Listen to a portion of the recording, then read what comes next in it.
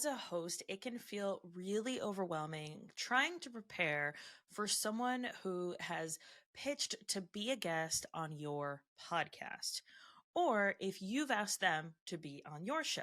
With this in mind, I have my two friends, Lisa and Emily, on to talk about their processes and what they do when someone wants to be on their show. And I'm going to share a little bit of my process as well. I think that these processes and preparations range from a little bit of preparation to a ton of preparation. So you can find somewhere in all of this that works for you. Remember, there's no one way to prepare for someone to be a guest on your podcast. It's up to you to decide how you want your process to work and what works best for you. My hope with this episode is that as a podcast host, you will find strategies and tips and tricks for creating a process that you know is going to make you the most productive and allow you to show up as your best self as a podcast host. Welcome, Emily and Lisa, back to the podcast. This has been like 4 times now between the two of you, either separate, together. We're all here again. I'm so excited. But for those who do not know you, Emily, can you go ahead and let everybody know who you are, what you do, and about your podcast? Sure. Thanks for having me back. I'm addicted to listening and also being here. Um, I have two podcasts, the Content with Character podcast and the She Built This podcast. The She Built This podcast is probably a little bit more applicable to what we're going to talk about today because I have guest interviews on there and I am a content copywriter. And we also have Lisa. Lisa, thank you for being here again. Can you tell everybody, wow. Can you tell everybody who you are, what you do, and about your podcast? Yay, I'd be delighted. Long-time listener, seventh time caller. I don't know how many times it's been, but I'm delighted to be back. Hi, I'm Lisa Zawrotny. I'm a productivity strategist and accountability coach, the founder of Positively Productive Systems and the host of the Positively Living podcast. I help tasking. That's really what it is about. Multitasking creatives and caregivers reduce the overwhelm, boost the productivity, and do it in a way where you're living the life you love. And that's what we talk about on the podcast. So it's simplicity, self-awareness, self-care systems, you name it, all that good stuff packed into one podcast featuring both of you, might I add. And yeah, let's talk. Let's talk podcasting because we have a lot of experience among us at this point, don't we? I know. I was actually on a conversation with someone today. I was like, we've all been podcasting for about the same amount of time. So collectively, we've got quite a few years of podcasting. So today we're going to be talking about preparing as a host and as a guest for podcast interviews and conversations. And the reason that this came up was because I was a guest on some podcasts within the last 2 weeks. And I realized that my preparation for them was a little different than what A, suggest people do to show up to my show, or how I tend to do research to be on someone's show, depending on how much information they give me, or if I am excited to be on their show, if they've pitched me to be on their show, or if I asked to be on the show. There's a lot of different variations to this. And so I thought, what better time to have a conversation on this? Because I know we all handle this a little differently. So let's talk first preparing as a host. So you are the host and you had someone that you pitched to be on your show. What kind of prep work are you doing at that point? Let's go ahead with Emily first. Oh, me first. Okay. So usually if I'm pitching somebody else to be on my show, it's because I've either read a book that they've written or I've listened to their interview on somebody else's podcast, or maybe I've seen them on Instagram and they really, really caught my eye. But it's basically something that says to me, oh, I'm more interested in just like I like the content I've seen and I have more questions. I want to know more. So I typically would just reach out to them and ask for them to be a guest on my show and let them know that I read the book. If for some reason I hadn't read the book first, while I'm going through it, I'm like taking notes for our interview together. And that's something I actually do frequently too. But a lot of times, just like reading their book, listening to their podcast, and seeing their content will give me questions that I know that I want to ask them. So that's basically my process for like preparing what areas I actually want to explore with them. So, with that in mind, when you think about, oh, I want to have this person on your show, how do you kind of filter out the things that are maybe not as interesting to your audience? Or do you kind of just follow your curiosity with it? How does that kind of work with that No, process? no, that's a great question. So my audience for She Built This is women entrepreneurs and the people in their life that support them, I like to say. So I do try to make sure that what I'm talking about through the lens of their content is specific to my listeners for sure. That said, I also have like my own curiosity segues, but I think when it comes to that, like I try to be careful because like something that I'm super, super interested in and could go down a rabbit hole may not be what every single person listening to that episode really wants to glean. And the other thing I didn't mention is sometimes I will go get their like download, if they have like a freebie or a worksheet or something like that, like I will get it and like immerse myself in it. So I like really understand like this process worked for me or didn't work for me, or these are my thoughts on the process. So it just like gives me whatever we're recommending kind of at the end for my listeners. I have like firsthand experience with it. And for context, how long are your episodes and how often do you have guests on your show?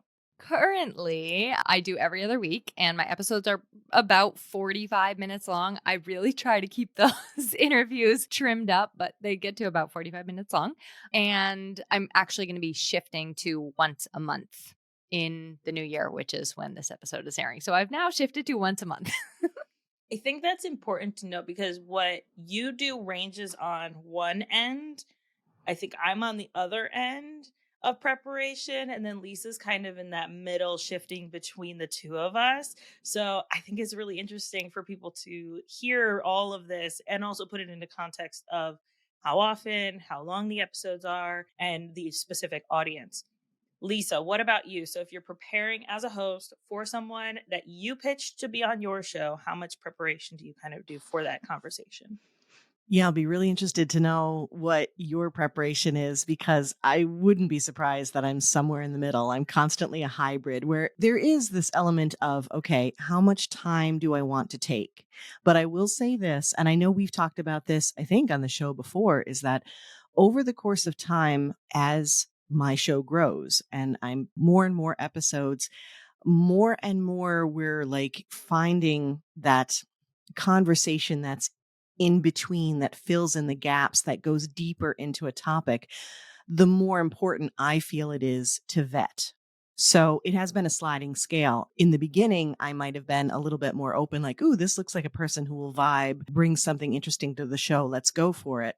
Not as much now. I'm far more particular and I'm also very protective of my listeners. So I just wanted to point that out, that what I'm saying right now is over 3 years in, over 180 episodes. It's just a different kind of protectiveness. So with that in mind, if I'm pitching someone, then right away, I believe in what they're bringing to the game. So that means that the hard part, which is, are we in alignment? Are we going to be talking the same talk here as far as values go? I love when someone brings something contrary or new or interesting, but I want to make sure that our values are aligned. And when I was making notes for this conversation, because I do research and make notes, I was thinking, what is so important to me in this research? And it is the alignment. What am I bringing to the audience and how do the guest and I match up? So ahead of time, it is very similar to Emily. I may have read a book, I may have seen a post. A lot of times, though, it's referrals from other hosts that I trust. And that's a big one for me. That's a favorite one to be a guest on another person's podcast. I've gotten referrals that way. Same way, I will go to the hosts that I trust, the shows that I like, that I listen to, and find out who you have. Emily knows I've poached many a guest from her for sure. We And so share, we all we share. share. Yes, exactly. We share. And but that is wonderful though, because it's a completely different conversation, completely different show. So that works brilliantly. So at this point, there's a partial vetting already by the fact that I trust my resource. So then what I do is that's a quick double check. Like I will maybe listen to an episode of theirs or listen to a video to see how they are. It's like a quick vibe check, and it's going to vary for two reasons. One is sometimes I know exactly what I want to bring them in to talk about. They are pre vetted. We're good to go. Sometimes it's, oh my gosh, I absolutely want them on the show, but I'm not exactly sure what we're going to talk about. And in that case, I will have the pre interview chat, which I know takes a little extra time, but I feel like it's been worth it. That makes sense. And for context also, how long are your episodes and then how often do you have guests on your show? Yep. So I've got the solo episodes, guest episodes. Solos, I try to keep 20 minutes or a little bit under that.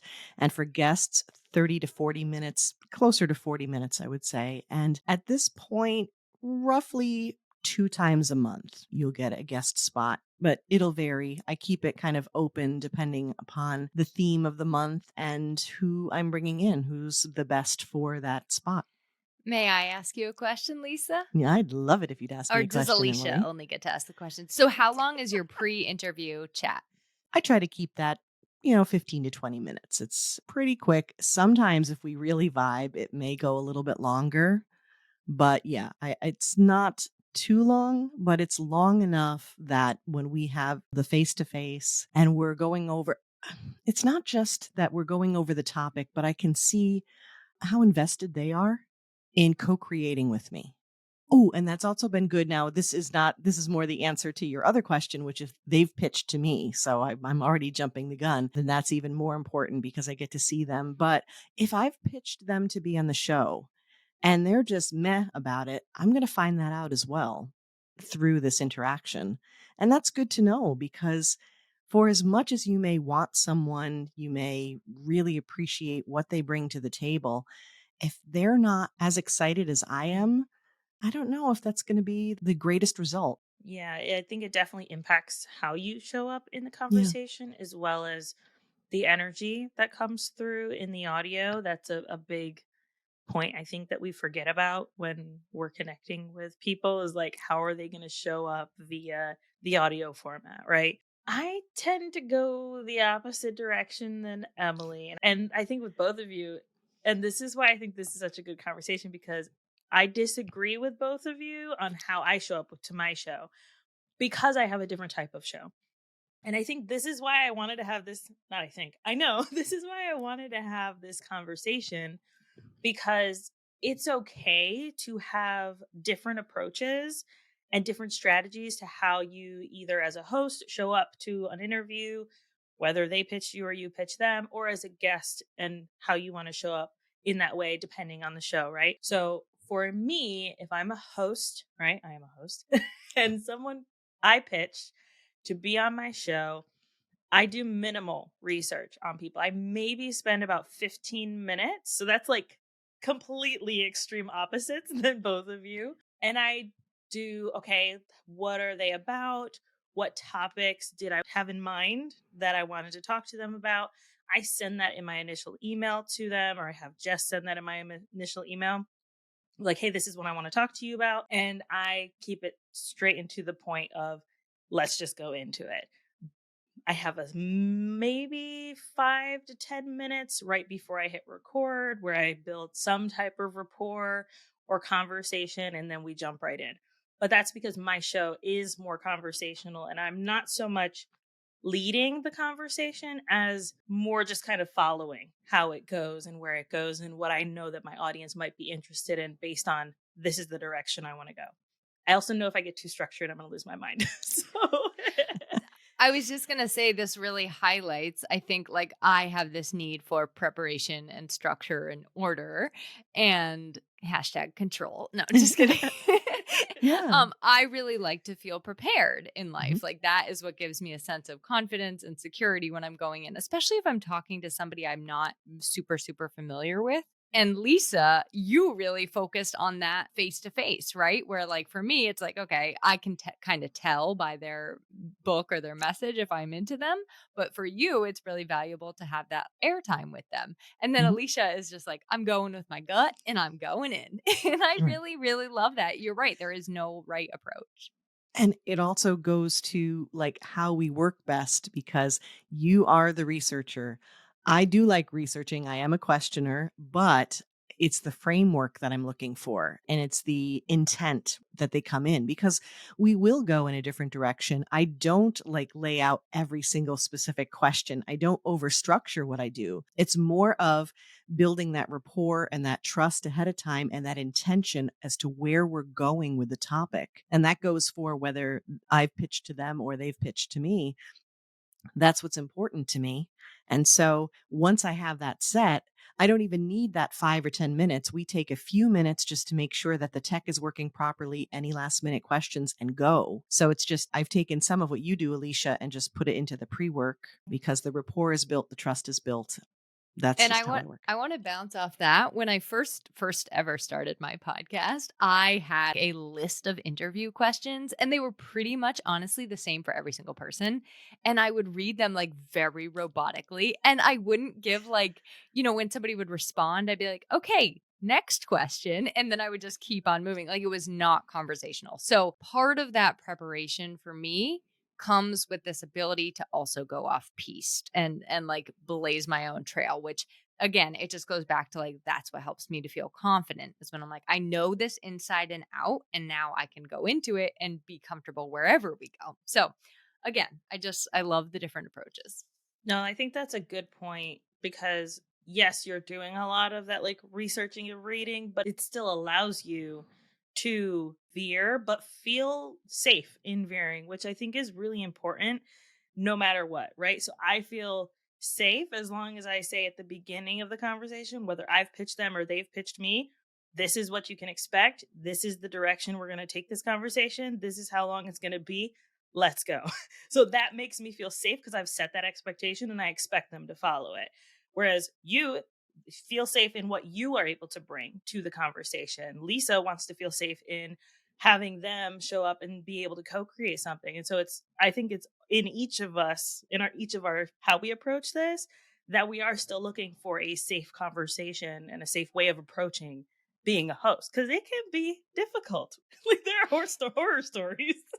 I have So one true. for you where somebody just throws you a wrench or a loop, throws you for a loop, and you're like, oh boy. But that's when you get the ability, I think. I mean, obviously, we're going to get into this, but that's when you can say, like, oh, I don't actually have knowledge in that area, or I'm not well versed in that, but I will find you an answer and we can talk about it off air. So you do still have those safeguards. You just have to remember to use them. For sure. Anything else on that one before we move on to the next? No. No, I just really like well, when I use the word trust and you use the word safe, and I think that's it, is putting the whatever boundaries you need and whatever environment in place that you need that will bring out your best. Yeah. So as a host, and someone has pitched themselves to be on your show, we're going to go with me first, and then we're going to veer toward Emily. So I have a lot of people pitch to be on my show, and most people I will say no to because they're, quite frankly, terrible, terrible pitches, and they don't make sense for my show. But if someone is like, all right, that could be valuable, or that's an interesting approach, or we haven't talked about that yet, and I actually will employ, I know Lisa's strategy is, we've talked about that before. How can you approach that differently? And if they don't give a good response, then now's not a good time. Thank you very much. Okay, bye. Like, come on. So if someone is pitched to be on my show, I take the same approach as me pitching someone to be on my show. I will show up, having done about 15 minutes of research on them, making sure I know what direction I want to take the conversation, look at their podcast a little bit. Maybe I'll listen to a little bit, but I probably won't because I cannot listen to podcasts because my ears cannot handle them. They will, not literally, but they will bleed. And it just hurts to listen to other podcasts. So I will just kind of look through their information, look through their stuff, and then I will go with the conversation, starting it with, this is what we're going to talk about. This is the direction we're going to go. This is about how long it's going to be. And then we go from there. And that is how I like to approach as a host. So, Lisa, what about you? So, someone has pitched themselves to be on your show. You mentioned that pre-call, so I'm guessing that's probably the next step there. It can be. However, to the point that you made before, there has to be that proof. For some reason, I was thinking about how if you ask someone out versus them asking you out, and it's like they're asking you out, you got to work a little harder. So, yeah, just make it a little bit more interesting here. I want to know from that pitch because, oh my goodness, I get pitched daily, constantly. And just like you said, so many of them are so terrible, so generic. So, wow, you have never listened to my show, have you? So it's amazing, actually. So if you are listening and you're like, that would be cool to be on her show, please show me that you've listened to the show and then we'll have the conversation. So I think it's that point of I've listened, I get what you're about. This is what I believe I can contribute. And then if they've shown that, oh, yeah, we'll have a conversation. We may have a pre chat. And I've had that before where I've had some guests who have said, I'd love to contribute this. And I was like, yeah, you've shown me you know the show, you understand, but we've talked about this. So how do we do it differently? And they've come back to me with like an updated pitch and an idea of here's where we can take this one topic and go deeper, or here's what I bring to the table that's different. Whatever it is, I'm welcoming that. So I would say in some ways, it's less footwork for me to begin with because they have to get my attention. And then if they have, then I'll just double check. It's a vibe check, probably the pre chat, and we'll go from there. What about you, Emily? My favorite is when people pitch to be on my solo show. That is my personal favorite pitch to receive. I'm like, did you notice there's never been a guest and there never will be? So when people pitch to be on my show, like both of you say, I infrequently say yes, because most of the pitches I receive are completely irrelevant for my audience and or just show me that they have not listened to my show. And if somebody hasn't taken 2 minutes to do their homework on my show, I'm sorry, but I'm not going to sit there and read their book and get their download and spend my time researching them to see if they're a good fit. Recently, I posted in a group that we're all in, podcast collaboration group, and asked, I was looking for a very specific guest to kind of like end my year. And I got hundreds of people commenting and pitching. And it took a lot of looking through those. And this is where you might, I actually employ both of your technique of just checking in with my gut and being like, what's the vibe I'm getting from what they're saying? And so, really, if they didn't pass like a 1 second vibe test, I was out on them and I kept moving through the list. When I do say yes, sometimes it will take me a year, honestly. Like I had a woman who pitched me last year and I knew I wanted her as a guest, but I didn't have any room in my content plan at that time. So I just put it in my folder and I came back to her and then I was like, "Yes, now I'm ready." So sometimes it's like that. Like sometimes it truly is just like I have to think on it and wait and sit with it and leave it in that folder and not say yes right away, and then I'll come back to them. And like Alicia had mentioned, I often will just like I like to listen to either episodes that they've been on or listen to podcasts that they have of their own. And I might read a book if it's like if it's something I want to read already, but otherwise I'm not going that extra mile. I think it's also good to note that you mentioned content plan, right? So I am someone who will talk about any of the pillars. It doesn't matter the month, doesn't matter the time. That is how I approach my show. You approach it very differently in that you're like, all right, this month or over this course of time, I'm talking about this particular topic. How do you filter people through that and ensure that you kind of can stay top of mind for them, especially as they're maybe pitching to a bunch of people? Yeah, that's a great question. And I've been much looser in my themes. I'll say, like, I used to set a theme for the month and everything just like really, really, I'm going to say rigidly fit into that theme. And now I'm so much looser with how I define the theme. So, like, it might be just for me, like, okay, this month I'm going to focus on relationships. That's a huge theme. And there's lots of topics that can fit into that theme. So, personally, I've kind of loosened up the reins on that and opened up a little bit in that area. But I do keep people in mind for certain months and certain things I want to focus on during the year. And I just have like a little spreadsheet where I might have their name. If I'm interested in them, I'll have their name and then I just write the month next to it. If they've pitched you, do you let them know, hey, I'm considering you for XYZ month? Are you good with following up closer to that date? Or I'll reach out to you closer to that date? How does that kind of look for you?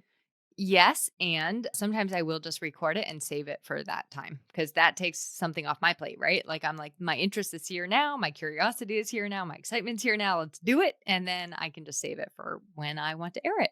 What about So you, Lisa? yeah, so similarly, I do have, a thematic approach, and I've kept it pretty open in that it's kind of a seasonal thing. So I think of each month in terms of here are the general topics that I want to hit because of the season of the year. And I approach productivity in a very seasonal way. So it fits that, but it's a number of potential themes. So that gives me a wider net to cast, if you will. And then I also let people know, especially those who have pitched whom I'm interested in, that if it has potential right off the bat, I let them know as soon as I can. If it isn't, one of the things that I have said when you inquire, when you fill out the form is, you may not hear from me for a while, but give it a shot and I'll do my best. So if someone has potential, I will reach out and I may say, this is going to be a great topic for March 2024. At this point, that's kind of what I'm thinking. So bear with me and I'll be in touch again. Now, I love the idea of batching ahead, but for me, there's something about keeping it relatively current. And to me, the sweet spot is like 6 to 8 weeks before. If you're going much earlier, sometimes it's closer too. But I like having it near to that time while still being batched ahead. Again, it's that sweet spot. So I will let them know. And a lot of times they'll fill out the form, we'll get everything in place. And the last thing we'll wait on is looking at the calendar, or we'll figure out. I mean, I will give them a guideline and say, "And listen, I want this to go live in December. And so check out what you have mid-October to mid-November. That works for you. I generally record on Thursdays. Here's the calendar." And we lock something in. So it may take a little time for us to get to the recording, but we're set for the timing that works and the theme and the month and everything together. I want to add one more thing to this. Sometimes I will literally make a theme just because of one guest or one person. So I will say, this is what this guest and I are talking about. I'm super excited for that. And then everything else will just fall into place from there. I just wanted to say that because, Lisa, I wanted to say I echo that with the 6 to 8 weeks. Like, it is hard when you have something that you did 6 months ago to feel the same energy and excitement about it when it comes out for some of us. That's to me who batched out all of the summer in April and I all of mean, the that summer sounds lovely. episodes. It Goals, was goals. great. Yes. But Well, to your thankfully, I point, have though, my right? team.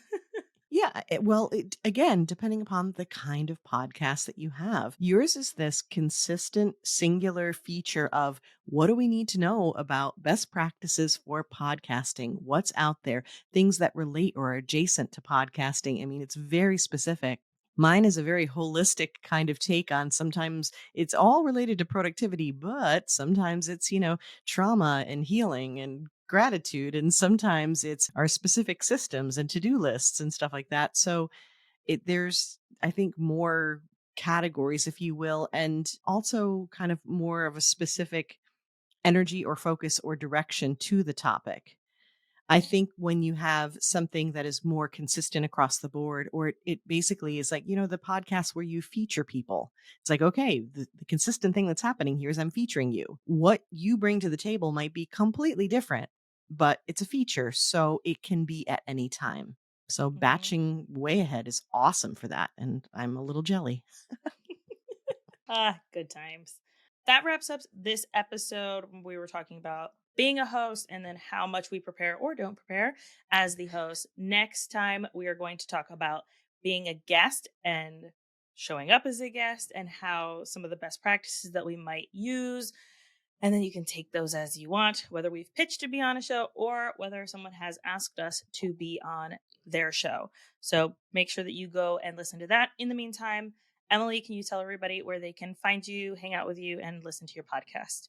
Sure. The best way to find me is emilyaborn.com. And there you can find whatever social media platform you like to hang out with and connect with me there, as well as my podcasts. Thanks so much. This was fun. Yes. And Lisa, where can everybody find you, get to know you, hang out with you, stalk your reels? I mean, watch your reels. Thank you for asking. You can find all of the things at my hub, positivelyproductive.com. You're listening to a fantastic podcast right now, so you can pop on over to Positively Living right on the same platform here, and I'd love to have you there. And those reels that she mentioned, yeah, I do hang out in a few places on social media, but my favorite is Instagram, and that is positively_Lisa, and the reels are ridiculous. My fame precedes me. Come have fun with me there. Thank you so much for being here. And I hope this was valuable to you listeners. If there is something that you do differently as a host, be sure to send me a DM at alicia.galati. Let me know what you're doing because I am always curious on what everybody is doing and what is working for them.